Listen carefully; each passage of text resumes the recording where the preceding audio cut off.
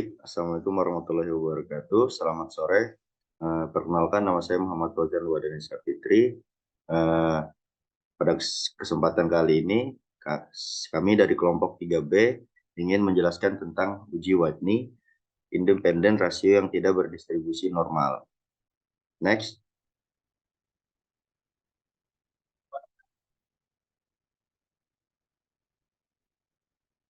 Selanjutnya ada nama anggota kami. Yang pertama adalah Akila Rizky Fatihah, Atia Imam Musaliha, Fitrianto Nugroho, Di Fitriani, Dinda Ayu Saputri, Jenny Anggraini, Mutiara Zahra, Liana, Wiwit Fitria, dan saya sendiri Muhammad Fauzan Luwadhanisa Fitri. Untuk teman-teman, waktu dan tempat, saya persilakan.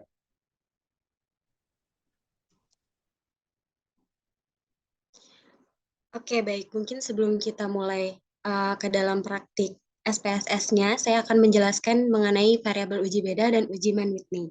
Variabel uji beda dan uji Mann-Whitney adalah dua konsep yang berhubungan dengan statistik inferensial yang digunakan untuk membandingkan dua kelompok atau sampel data yang berbeda. Berikut penjelasan singkat tentang keduanya. Oke, untuk pembahasan yang pertama, di sini saya akan membahas yaitu mengenai variabel uji beda. Variabel uji beda adalah jenis variabel yang digunakan dalam analisis statistik untuk mengukur perbedaan antara dua kelompok atau lebih. Variabel ini biasanya sering digunakan dalam konteks uji hipotesis untuk menentukan apakah terdapat perbedaan yang signifikan antara kelompok-kelompok tersebut. Contohnya, variabel uji beda ini adalah pengukuran kinerja dua kelompok karyawan yang berbeda, seperti kelompok yang menerima pelatihan dan kelompok yang tidak. Nah, dalam hal ini kita ingin menentukan apakah ada perbedaan yang signifikan dalam kinerja mereka.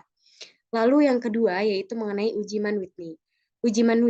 Uji Mann-Whitney adalah metode statistik non-parametrik yang digunakan untuk membandingkan dua kelompok independen dari data ordinal atau interval yang tidak terdistribusi normal. Nah, uji ini cocok digunakan ketika data tidak memenuhi asumsi dasar uji parametrik seperti uji T. Uji Mann-Whitney menguji apakah terdapat perbedaan signifikan antara dua kelompok dalam distribusi median. Contohnya, penggunaan uji Mann-Whitney ini adalah membandingkan skor tes antara dua kelompok siswa yang berbeda dalam metode pengajaran. Oke, berikutnya akan masuk ke dalam penjelasan kasus. Mungkin akan dijelaskan oleh teman saya, yaitu Akila. Kepada waktu dan tempat, saya persilakan. Baik, di sini terdapat kasus untuk uji Mann-Whitney, yaitu ibu dosen ingin mengetahui apakah ada pengaruh penggunaan metode diskusi terhadap hasil belajar pada mata kuliah ilmu kesehatan di tingkat 3. Untuk keperluan tersebut, dosen tidak menggunakan metode diskusi pada kelas A, tetapi ibu menggunakan metode diskusi pada kelas B. Kemudian, dosen tersebut memberikan kuis untuk masing-masing kelas dengan soal yang sama. Maka diperoleh nilai hasil kuis sebagai berikut. Nah, tetapi sebelum itu, ibu dosen telah membuat hipotesis, yaitu ada perbedaan hasil belajar mata kuliah ilmu kesehatan antara kelas A dengan kelas B. Nah, untuk membuktikan apakah hipotesis yang ibu dosen buat benar, dilakukan pengerjaan kasus uji Mann-Whitney oleh teman saya, Liana.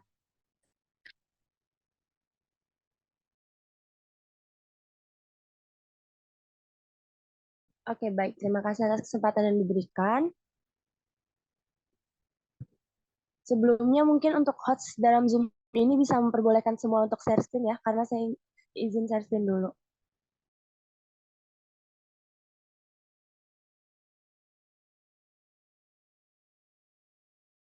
Oke, baik. Dipersilakan. Oke, baik. Terima kasih. Di sini saya akan melakukan share screen terlebih dahulu.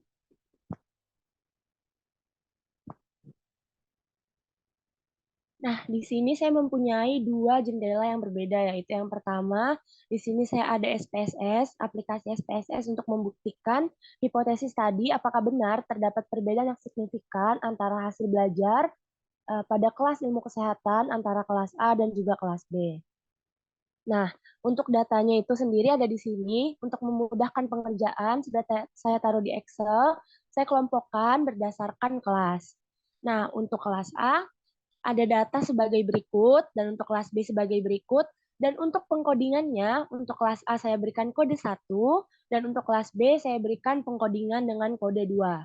Nah, teman-teman di sini bisa lihat ya, bahwa data yang kita gunakan ini adalah data yang tidak berdistribusi normal. Kenapa? Karena terdapat perbedaan yang sangat signifikan antara data satu dengan data yang lain. Jika kita ambil ratanya pun, kita tidak akan menemukan titik temu datanya. Seperti itu. Maka dari itu kita menggunakan uji Mann-Whitney ini. Oke, langsung aja ya kita masuk ke dalam ujinya. Yang pertama yang harus kita lakukan adalah kita buka dulu aplikasi SPSS kita.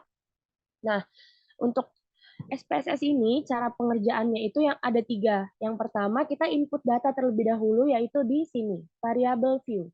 Kita akan melakukan input data, lalu yang kedua nanti kita akan melakukan analisis data, lalu yang ketiga kita akan mendapat output dari SPSS atau hasil hipotesis yang sudah diujikan. Simpel sekali kan?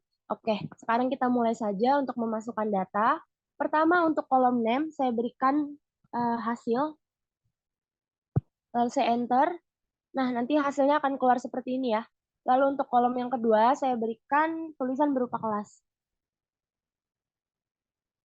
Saya enter juga, lalu akan muncul seperti ini ya.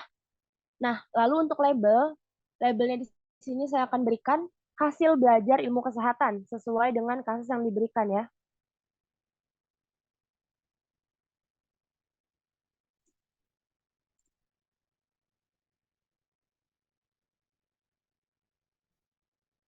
Oke, lalu yang kedua ini akan saya berikan label kelas juga. Oke, setelah itu tampilannya akan seperti ini. Untuk type, weight, desimal itu kita biarkan saja seperti pengaturan awal. Lalu yang kita rubah adalah ini, adalah values.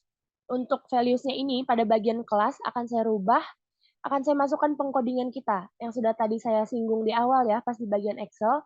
Untuk kode 1 itu saya masukkan kelas A, dan untuk kode 2 saya masukkan kelas B. Nah, ini yang pertama saya masukkan kode 1, lalu saya akan tulis ini berupa kelas A, pengkodingan untuk kelas A, lalu saya klik add.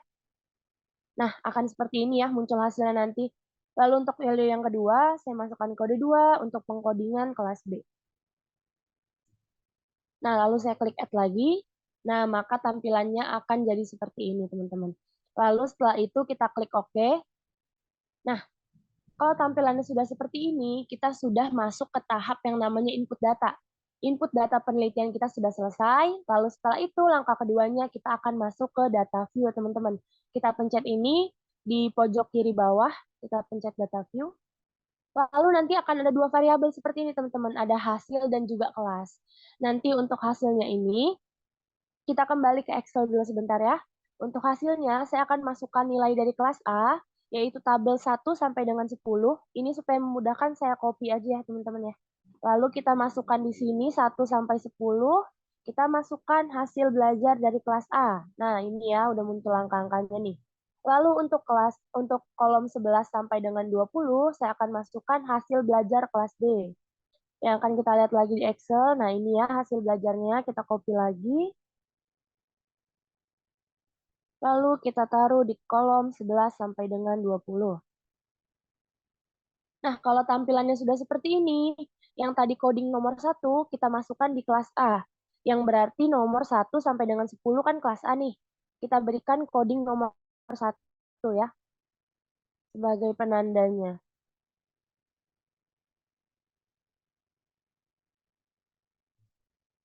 Nah, lalu untuk kolom 11 sampai dengan 20, kita masukkan coding 2 untuk penanda kelas B.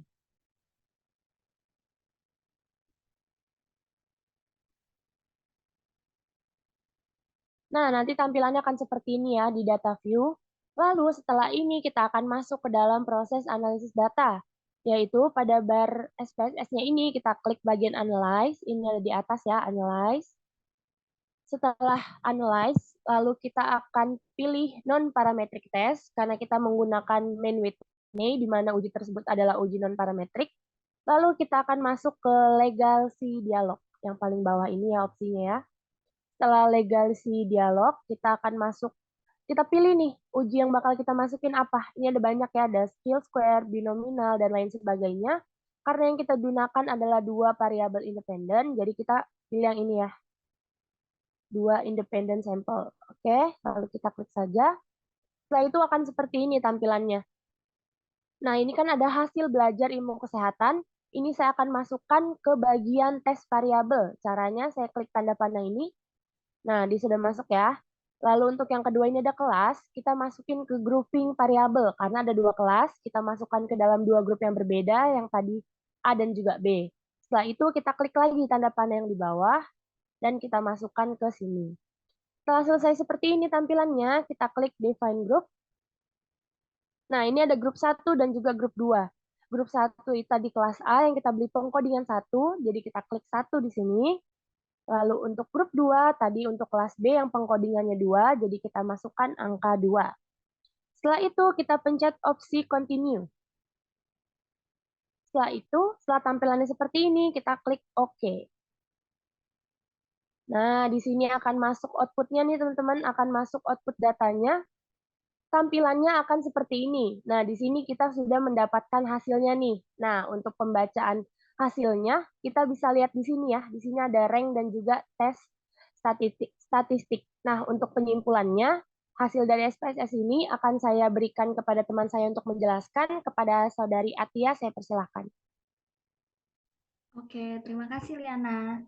Jadi dari hasil pengujian tersebut didapatkan hasil yaitu H0 ditolak yang berarti hipotesis benar. Ada perbedaan hasil belajar mata kuliah ilmu kesehatan antara kelas A dan kelas B. Karena ada perbedaan yang signifikan, maka dapat dikatakan bahwa pengaruh penggunaan metode diskusi terhadap hasil belajar pada mata kuliah ilmu kesehatan kelas A dan B. Terima kasih. Saya kembalikan ke moderator. Oke, baik. Sebelumnya saya izin menambahkan terlebih dahulu ya yang sudah dijelaskan oleh saudari Atia tadi. Nah, ini setelah itu kita juga bisa nih teman-teman untuk memperjelas kita baca di tabel bagian rank. Di sini ada min rank. Min rank ini kita bisa melihat nih antara rank kelas A dan juga kelas B yang mana yang lebih tinggi. Kita kan sudah dapat nih hasil hipotesisnya bahwa benar terdapat perbedaan antara perlakuan dengan kelas B, yaitu metode diskusi ya tadi pada kelas ilmu kesehatan. Nah, ini kita lihat untuk kelas B min rankingnya itu lebih tinggi, yang itu 15,50. Sedangkan untuk kelas A yang tidak mendapatkan perlakuan, nilai ranknya hanya 5,50 saja, yang menandakan bahwa memperkuat hipotesis kita, yaitu terdapat perbedaan perlakuan dan juga terdapat perubahan hasil belajar ilmu kesehatan. Oke, mungkin sekian yang dapat kami sampaikan dari hasil SPSS ini. Saya kembalikan ke moderator. Terima kasih. Baik, terima kasih kepada teman-teman yang sudah menjelaskan penjelasan tentang data Whitney tadi. Kurang lebihnya kami dari kelompok 3B, mohon maaf jika ada kesalahan, dan semoga yang dijelaskan tadi dapat menambah ilmu kita. Saya sebagai moderator undur diri, mungkin ini saja presentasi kami. Selamat sore, Assalamualaikum warahmatullahi wabarakatuh. Waalaikumsalam Waalaikumsalam warahmatullahi wabarakatuh. Wabarakatuh.